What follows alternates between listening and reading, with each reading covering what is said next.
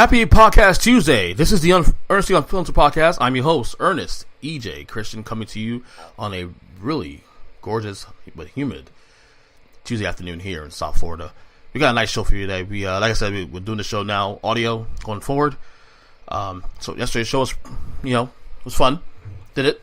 Got out of the way. Cool. We're here, of course, in the Earnestly Speaking Media Studios here in my home. Actually, I've sequestered a little studio office area to do these shows, and they'll do all my shows for that matter. As you guys know, I'm also, by the time the summer starts, I'm going to have an upwards of 4 podcasts, which we'll dive more into that later on, obviously, as we start debuting those shows. But today's show, I'm going to dive in a little bit to the ESPN.com article on the latest Lakers drama, which has now been exposed, according to Baxter Holmes, the writer, what's going on with the Lakers and some of the things that's gone on for not just the last couple of weeks, but last couple of years, really. And it's truly, truly fascinating and very damning to a lot of people within the Lakers organization. NBA Finals 2 days away, and we got availabilities and non-availabilities for Game 1. The AEW debut this weekend. I'm actually very sorry I did not touch on that yesterday. About that, because I have a lot of remarks there on the AEW. Bill Buckner passes away yesterday. Of course, Bill Buckner is former All-Star. He's known, obviously, as the guy that muffed the 1986 World Series for the Red Sox.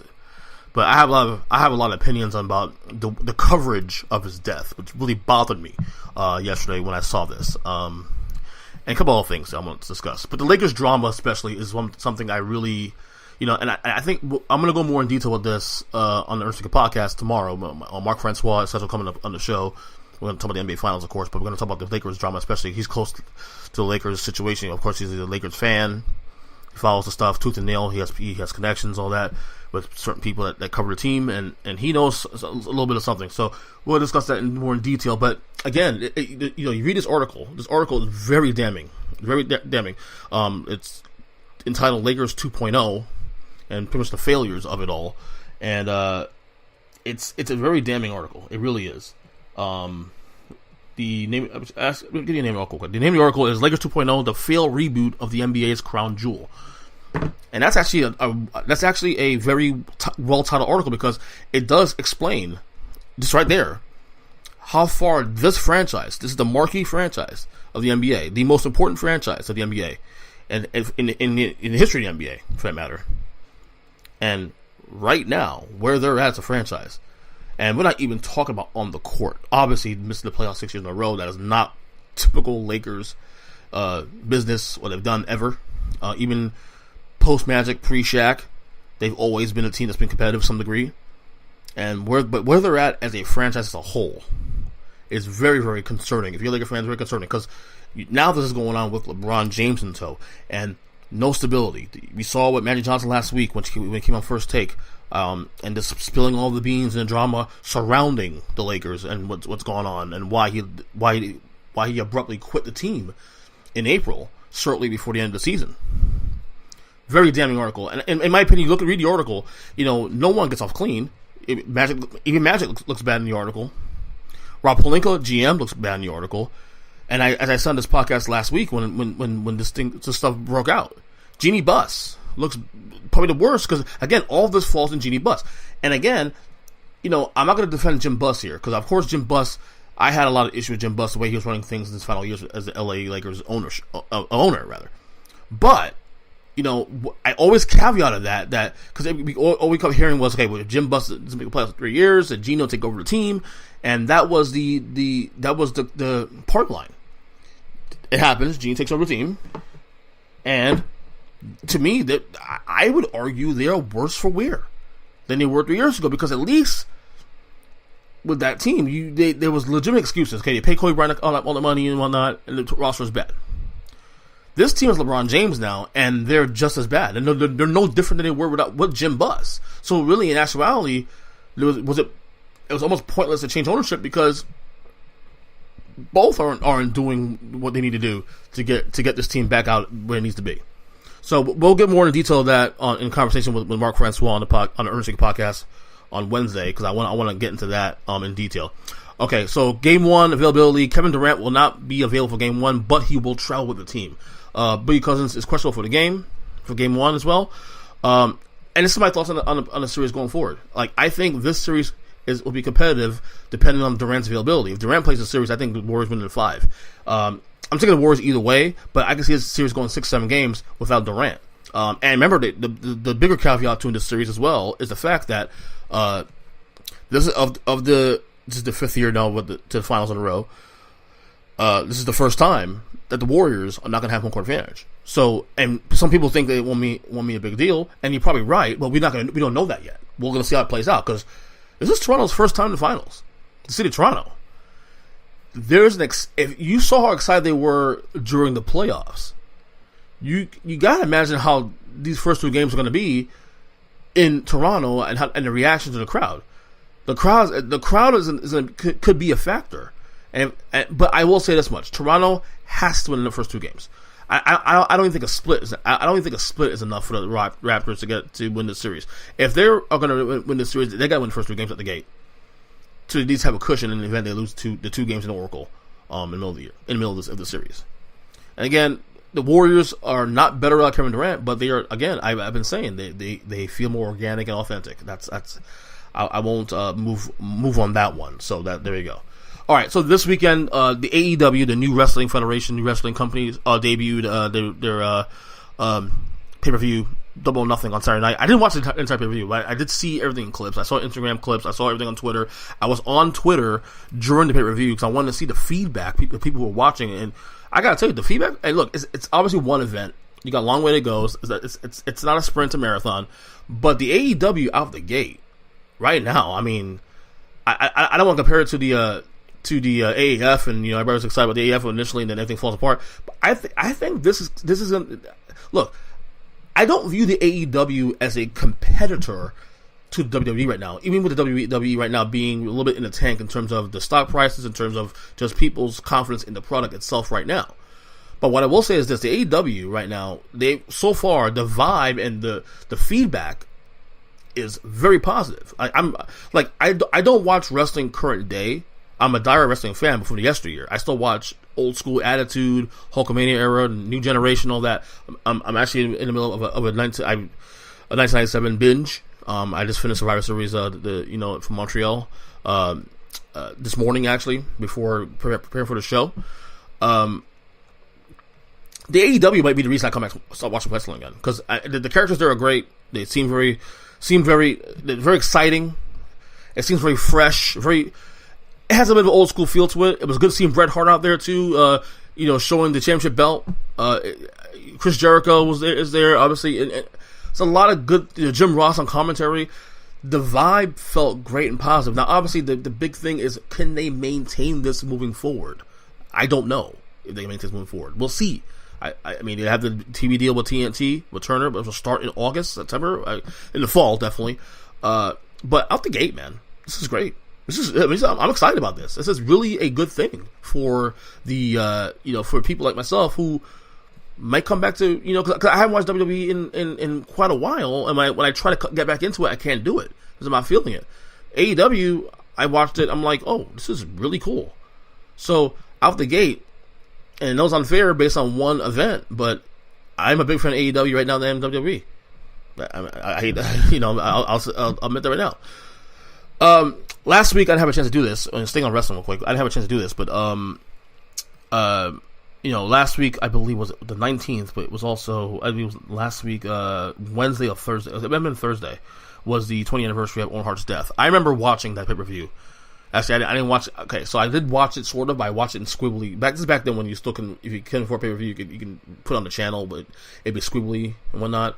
And I remember watching that and hearing, when it was time for Owen Hart's match, and it really everything was kind of paused, and I because I was able to see a clean screen of it, I didn't really get the impact of it until till later on that night or the next day. The internet was still pretty new, there was no social media, but Owen Hart's death was, I thought it was for a while that was a work, which it wasn't, obviously. Everything surrounding Owen Hart's death, really, honestly, it's just sad, and that's obvious. But the post story, of his wife Martha, who by the way never married again after he passed away. Doesn't want him in the Hall of Fame. Doesn't want him in nothing to do with the WWE. It's sad all around. It's sad all around because Owen Hart is a Hall of Famer. He should be in the Hall of Fame. Should have been a long time ago.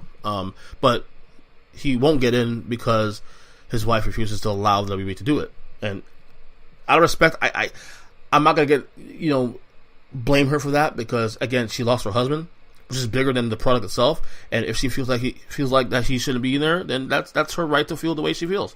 I'm not going to get involved and get a strong opinion on that because that's her husband. She lost the love of her life. Obviously, she's never remarried since then. So clearly, it was a huge loss for her to where she never. Whatever reason she decided not to marry. She never got married again. But everything around this whole thing is sad. The Hart family, everything's sad about it. The Hart Foundation, one member remaining, Bret Hart. You lost A-Boy Smith, you lost Owen Hart, you lost Brian Pillman, we lost Jim Neidhart. So everything around Owen Hart in general is sad all around. Hopefully, my opinion, hopefully he gets in Hall of Fame. I would like to see him in Hall of Fame down the road. It'd be great for, people to honor him, to remember him, because he, Owen Hart is, even now is still underrated. Like, think about being that guy, having to wrestle behind Bret Hart. Being behind Bret Hart, who's one of the all-time greats. Top of the great, like top 5, probably all-time WWE personalities, top 5, top 6. I don't know how you rank them. We'll maybe one day we'll do it on the podcast. That's Owen Hart. Owen Hart maintained his own niche, and he phenomenal. This is phenomenal talent. And watching, and as I was saying, I'm doing a 1997 binge right now currently. Watching Owen Hart, watching him, on these old matches, especially 1997, that was a great year for wrestling in general. And Owen Hart was part of that. Was a major part of that. It's really, really cool. He's really. It was just, again, unappreciated sometimes, and I think underrated it applies there. So again, maybe one day Martha will say, fine, go in Hall of Fame. But I don't know. I believe it may take his kids having to convince her to make this happen. Honestly. We also okay. Well, we get to it in a second. Stone Cold Steve Austin is supposed to get a new talk show on USA sometime in August. I think this is a great idea. Stone Cold, of course, has his own podcast, which is on hiatus for God knows how long. I'm not even sure it's coming back or not. I haven't been listening to it in a while. But Stone Cold Steve Austin is a gift to gab. If you watch him as a wrestler, his promos are classic. His podcast is great. This is a good fit. Stone Cold Steve Austin doing TV makes sense. I can see that working out, honestly.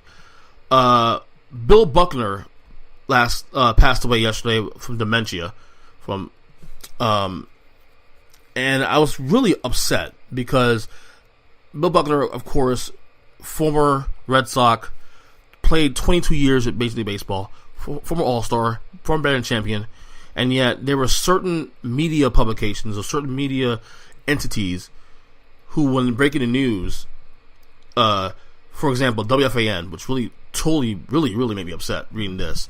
This was their heading when they broke the news. Breaking: Bill Buckner, whose error led the Mets NC86 title, dead at 69. I don't have a problem you mentioning that necessarily, because obviously he's well known for the error that changed the World Series in 1986. And as a Met fan, by the way, myself, obviously I benefit from that because I'm a fan of the team. But even I was disgusted at that. Like, if you can throw in former All-Star / batting champion, who also had an error in the 86 title, error led to 86 title for the Mets, wouldn't have a problem with that either. But the fact that that's the only thing in the byline, the only thing in the heading, it made me upset. It really did. I even tweeted WFAN after that, say, listen, you guys got to be a little more self-aware. This is disrespectful in general. And me and other folks, even Met fans, were pissed about that. Darryl Vell, even maybe a little bit queasy. I believe this tweet he put out yesterday in Bill Buckner had good intentions, but I think, again, this falls into today's narcissistic, especially in media. Everybody being all narcissistic and about self and not thinking about the bigger picture. And sometimes you got to think about tweeting things before you tweet things. And I'm sure, again, Ravel meant well when he said this, but he got me upset. He tweeted, quote, Bill Buckner's death comes with unexpected guilt. The guilt of 8-year-old me, who thanks in part to his error, got his only major sports championship. He's a fan of the Mets, Jets, Nets, and Islanders. I mean, oof. Rest in peace, Bill. I'm sorry my joy came with your pain. Again, I don't think that tweet was with malice. I think he meant well with the tweet. But sometimes you have to kind of let go yourself in the moment and just kind of just keep it simple. Don't use his death as a way to propel your life story because of his death. Again, I don't think it was ill-intentioned, but sometimes we need to do things and be a little more smarter about that. Bill Buckner was, by the way, a 1980 batting champion. He was a 1981 All-Star who also had 2,700 hits in a 22-year career. You understand? Bill Buckner played 22 years. Bill Buckner played 22 years of baseball. People don't even hold jobs for 22 years anymore.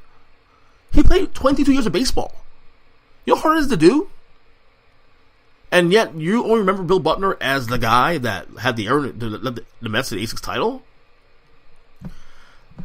That's what bothers me. It's not so much that, because it did happen, and we can acknowledge that, but that can't be the only thing we mention. I hate to break it to you. Sorry, that bothered me. It could be former All-Star Bill Buckner whose error. I can live with that part, but that being the only thing, no. So that bothered me. All right, finally, before I go, HBO confirmed this week that there will not be a Game of Thrones sequel. Now, what people don't realize is that there's supposedly a prequel being planned for Game of Thrones. So maybe this is just HBO trolling folks, because they could have easily said, we're not doing a sequel, we're doing a prequel. But folks have been pissed off since the ending of Game of Thrones. So I don't think HBO is, I'm sure they're getting it in the chin, taking it in the head about the criticism of the show. So they're kind of sort of just trolling folks a little bit. I think HBO, to be honest with you, really right now in the moment, until they do the prequel, if and when it happens, wants to kind of turn the page on Game of Thrones now. It's over now. They and especially with the season being as highly criticized as it was, I think HBO wants to kind of just turn the page and focus on their other product, like Barry and Succession, and Westworld. Which by the way, I have to actually start watching some of the HBO stuff. I'm behind on. Succession being one of the shows I need to watch. Barry, I've heard great things about Barry. One of the most underrated shows right now on the roster currently. They're a season and a half in. Other shows. Westworld. I tried to watch Westworld way back. Couldn't get into it. Maybe I'll try it again before season 3 comes back in 2020. But right now, I have no interest in watching Westworld. So, anyway, I think I'll do it for today's show. Of course, you got me on Twitter at EJChris7. We'll try to do another show tomorrow. We'll see what happens. But in the meantime, subscribe to this podcast, Earth Speak Unfiltered, as well as the Earth Speak podcast, which is the more evergreen show, which we'll do tomorrow. We're gonna have a NBA Finals preview, as well as I believe we'll have my buddy Mike Squid on the show too, as well. Talking about some wrestling stuff. So, till then, love you guys. Take care and see ya.